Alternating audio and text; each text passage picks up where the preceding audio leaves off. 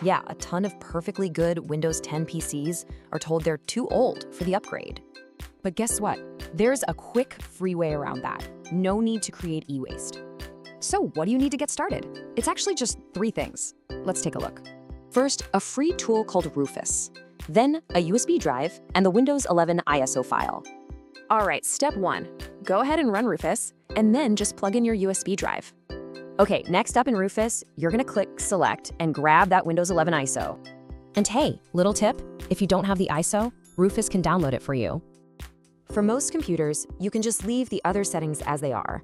Then just hit Start. Now, this part's super important. Check that top box to remove the hardware requirements. And while you're here, you can also tell it to skip the Microsoft account login. Super useful. All right, just click OK. Now you just gotta wait a few minutes for it to work its magic. And you're done. Your bootable Windows 11 USB is ready to go on pretty much any PC. So you might be asking, how does this actually work? Well, it's not some shady hack. It actually uses a legitimate file from Microsoft to just tell the installer to ignore the checks. Basically, there's nothing sketchy going on here. As How to Geek says, it's all above board. But before you jump in, it's really important to know the risks and why these rules exist. You can see most specs just doubled, but it's these last 2, TPM and Secure Boot, that they are the real issue. So TPM is a special security chip. It handles all the heavy lifting for encryption.